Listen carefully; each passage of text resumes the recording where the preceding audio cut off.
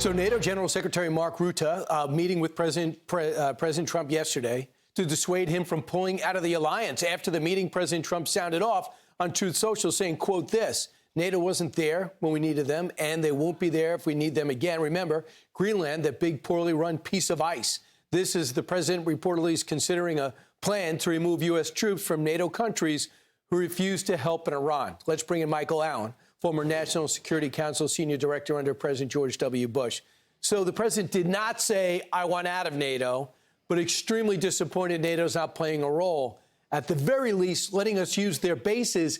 In Spain's situation, they didn't let us use their airspace. Yeah, look, I think some of these Western European nations, not NATO per se, Eastern or Western European nations have been obnoxious. I think them saying this is not our fight is going to have negative repercussions here in the United States for some time to come. But our decisions on where the military ought to have bases should be according to what the military and national security need is. I have my doubts about whether we still need them in Spain, and so if a review took them out of Spain, a force posture review, I think I'd be comfortable with that. But I'd be wary of trying to get out of Germany. I'd be wary of trying to get out of Italy. Let's affix blame where it belongs, which is left of center Western European governments and not NATO.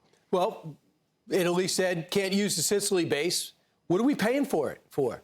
So if we didn't brief them and get them involved early, and that's how they want to hold their breath in the corner and have a temper tantrum, go ahead.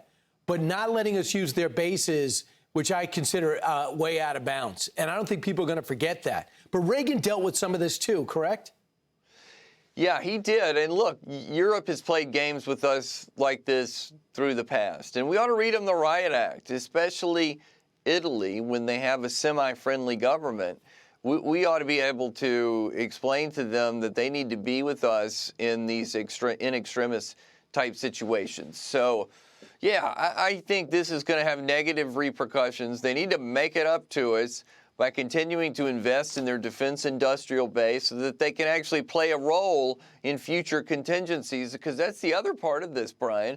They don't have a lot of capability. I want them to join in on maybe escorts or monitoring of the Strait of Hormuz, assuming we get past this ceasefire period.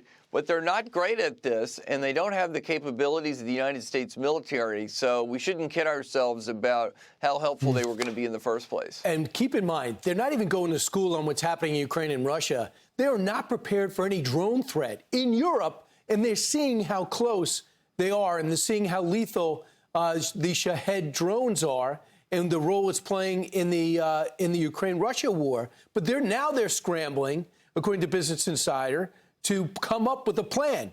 Quote, before the U.S. conflict with Iran and Russia's full-scale invasion of Ukraine, cheap strike drones were used to attack energy targets in the Middle East, setting the stage for a new type of warfare. NATO, however, ignored the warning signs. A top alliance commander told this, and we know this for a fact, now it's scrambling to catch up, rapidly changing modern combat tactics. And guess who should be able to cash in? Ukraine, because on the fly, they innovated. Right. Right. Well, that's one of the most interesting things about the war in Ukraine is just how frequently the technology with regard to drones changes. We, the United States military, I think are doing a lot of lessons learned. We're trying to figure out how these drones have been employed. And of course, NATO and the Europeans need to do the same. NATO is honestly a big, unwieldy bureaucracy, so I don't doubt that they're having trouble absorbing some of these lessons, but we have to. This is the future of warfare. Drones are part and parcel of every targeting decision, in addition to first-person drones, which chase down Russian soldiers then in and of themselves. So we got to study this hard and get ready and lean on the Ukrainians to teach us. Yes, and by the way, it's very important Ukraine is successful. They're the second biggest army in Europe, and by far, pound for pound, the best fighting force. Poland has implored members to take the U.S. threats of leaving NATO seriously. They are taking it seriously, paying under 2%. Spain, Portugal, Albania, Belgium, and Canada. They're the freeloaders. Thanks so much, Mike Allen. Appreciate it. Thank you.